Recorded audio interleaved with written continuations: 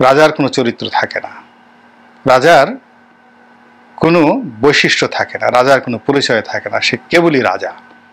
আপনি যেখানে বসেছেন, আপনি এখানে ইবাদত করতে আসেননি, আমরা এখানে আপনাকে পুজো করার জন্য আনিনি, রাষ্ট্র পরিচালনা করার জন্য আপনি এসেছেন এবং আপনার কাছ থেকে সেটি আশা করি।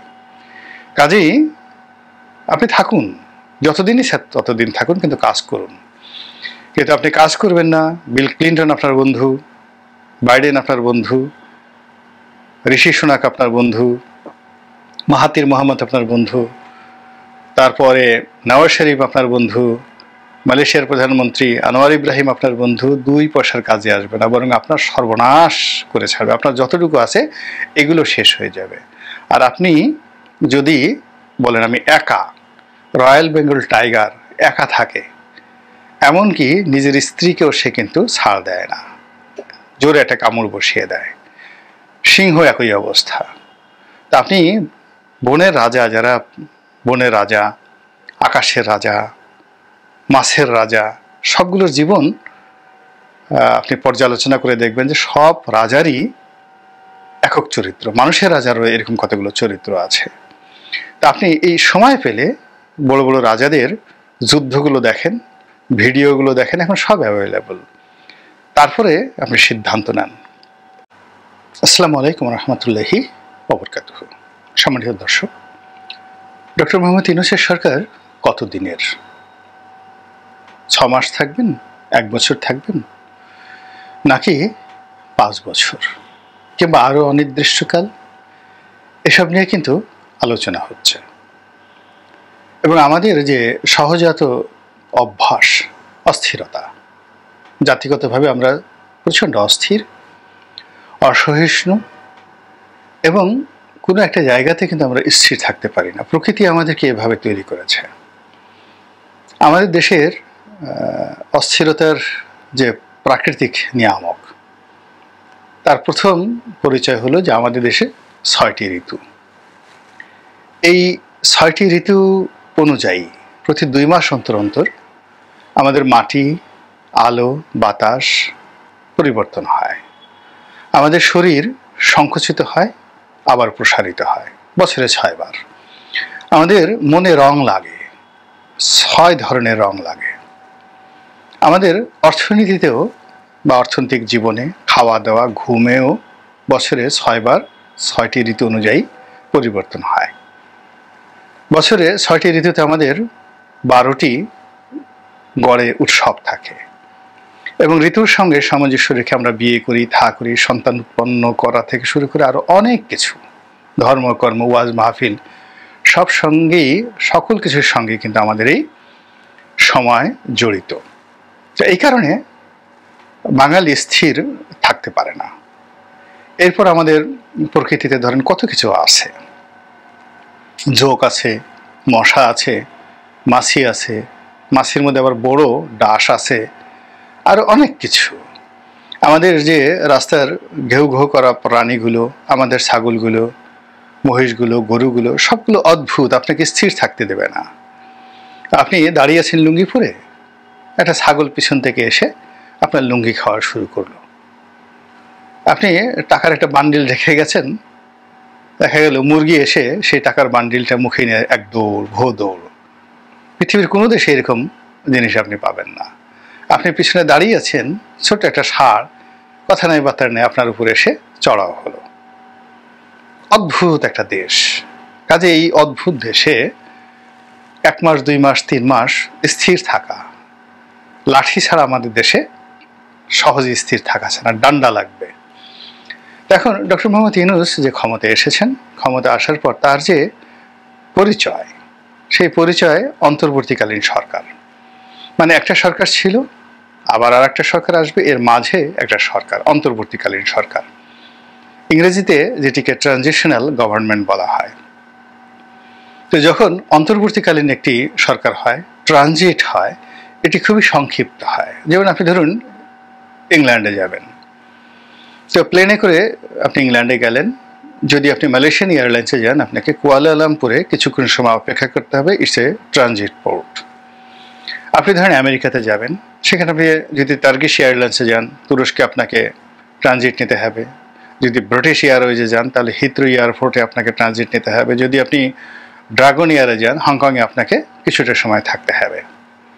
তো কাজেই এই যে ট্রানজিট বা ট্রানজিশনাল পিরিয়ড এটা খুব সবসময় সংক্ষিপ্ত হয়, এবং এই সংক্ষিপ্ত সময়টুকু কত ঘন্টা হবে, কত দিন হবে, এটি আগে থেকে বলে দিতে হয়। আদারওয়াইজ এই ট্রানজিট নিয়ে এয়ারপোর্টগুলোতে কিন্তু মারামারি কাটাকাটি হয়ে যায়, খুন খারাপি পর্যন্ত হয়ে যায়। তো সেই দিক থেকে যেহেতু ডক্টর মোহাম্মদ ইউনূসের সরকারের নাম অন্তর্বর্তীকালীন সরকার, কাজেই এই সরকারের সময়কাল মেয়াদকাল কত হবে এটি তাকে আগে বলতে হবে, কিন্তু সেটা বলেননি।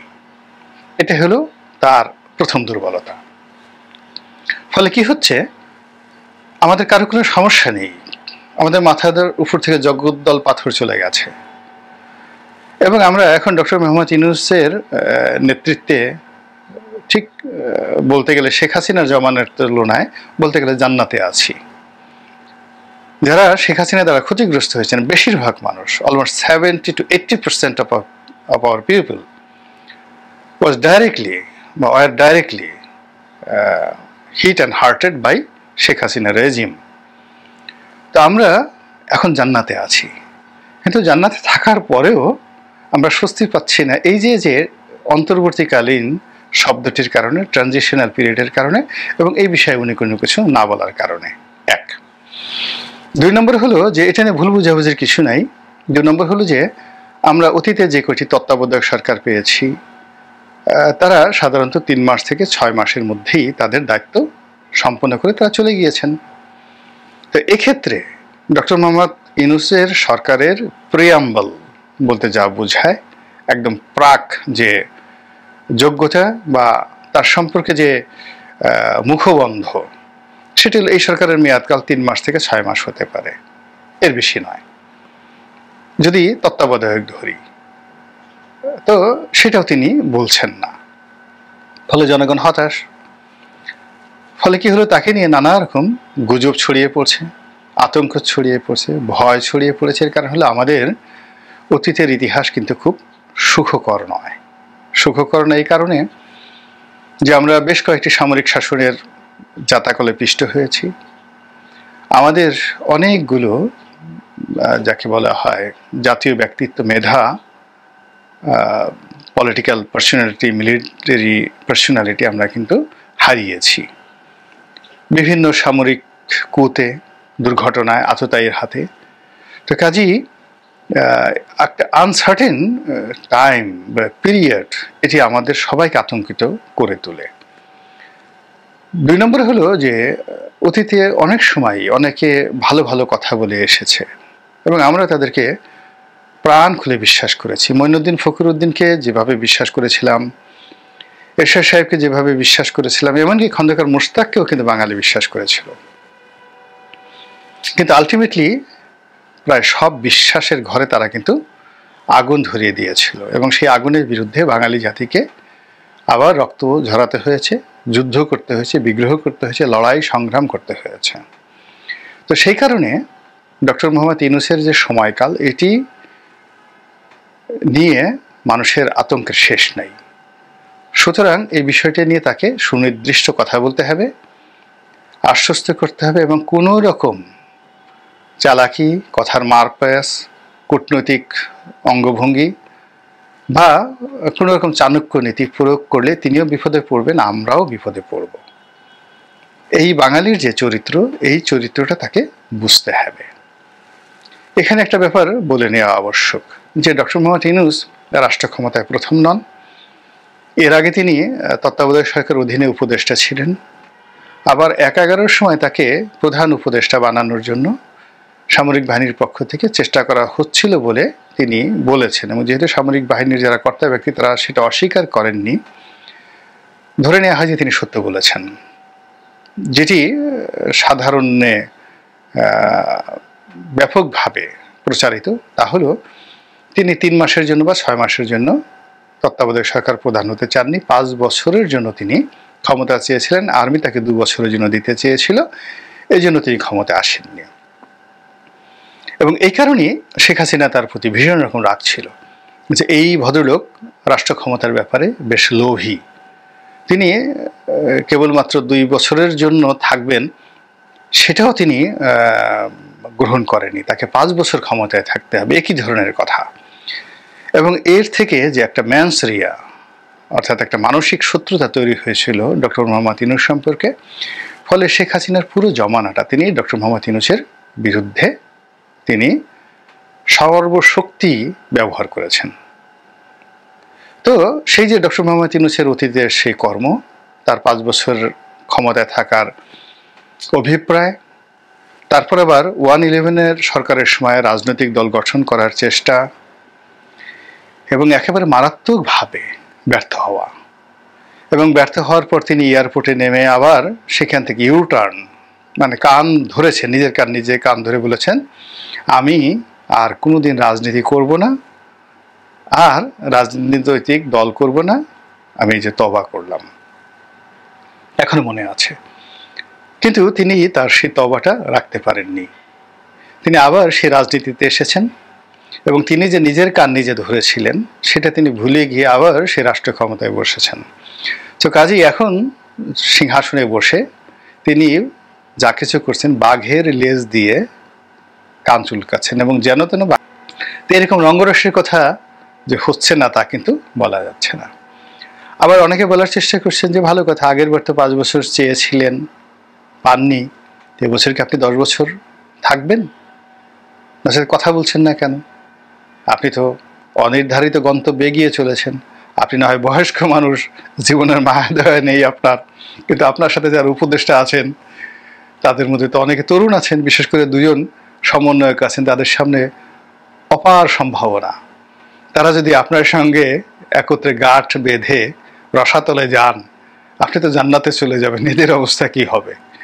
তো কাজেই আপনার যারা সঙ্গী সাথী তাদের নিরাপত্তার জন্য আপনাকে অ্যাসার্টেন করতে হবে, আপনাকে পয়েন্টিভ হতে হবে যে আপনার গন্তব্য কোথায়, আপনাকে রোড ম্যাপ দিতে হবে, আদারওয়াইজ হবে না।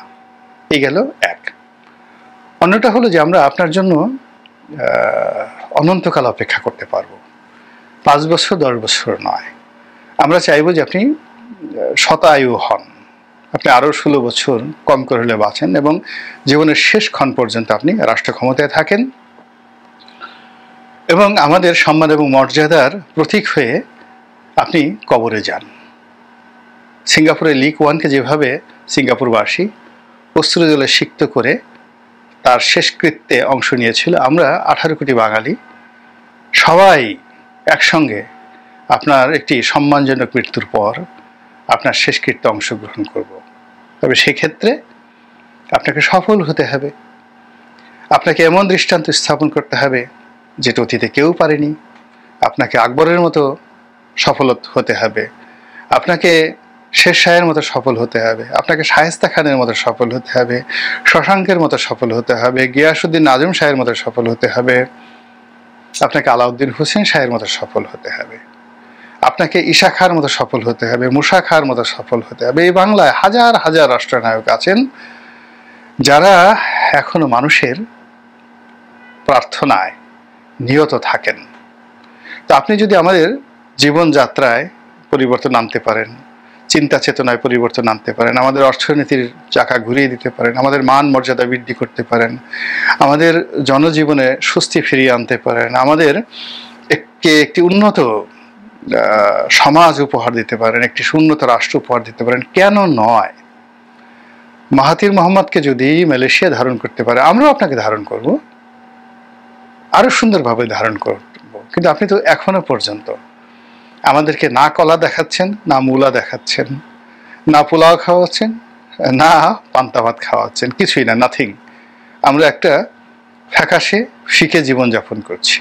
তো কাজেই আপনি ঘুরে দাঁড়ান, আপনি কি করতে চান সেটি স্থিরভাবে চিন্তা করুন, সিদ্ধান্ত নিন এবং সেইভাবে আমাদেরকে বলুন। আমরা আপনার সঙ্গে আছি। আপনার প্রতি স্বনির্বন্ধ অনুরোধ, আপনার ভাই হিসাবে বলছি, স্বনির্বন্ধ অনুরোধ, মেহেরবানি করে বাইডেনের কথা চলবেন না, মোদির কথা মুখেও আনবেন না। আপনি যেখানে বসেছেন এটা রাজনীতি। রাজার আসন কখনো অংশীদারিত্ব হয় না, রাজার আসনে কখনো অংশীদারিত্ব হয় না, এটা একক কর্তৃত্বে চলতে হয়। আপনি এখানে বসে কারো তাবেদার হতে পারবেন না, কারো দালাল হতে পারবেন না, আপনি হামিদ কারজাই হতে পারবেন না, সর্বনাশ করে ফেলবেন। আপনাকে জুলিয়াস সিজার হতে হবে, নেপোলিয়ন বোনাপার্ট হতে হবে, আপনাকে বেয়াদব হতে হবে, আপনাকে নিষ্ঠুর হতে হবে, আপনাকে নির্মম হতে হবে, আপনাকে দয়ালু হতে হবে, আপনাকে বন্ধু হতে হবে, আপনাকে পিতা হতে হবে, আপনাকে রাক্ষস হতে হবে। আপনি বিদ্রোহী কবিতাটা বারবার পড়বেন, কবি নজরুল ইসলামের বিদ্রোহী কবিতাটা বারবার পড়বেন, আপনাকে তাই হতে হবে। এবং যার যেটা প্রয়োজন, যিনি ভালো মানুষ তার জন্য আপনি দেবতা হবেন, যিনি গুন্ডা বদমাশ তার জন্য আপনি রাক্ষস হবেন, যিনি আপনাকে ক্ষতি করতে চান তার জন্য আপনি বিষধর সাপ হবেন।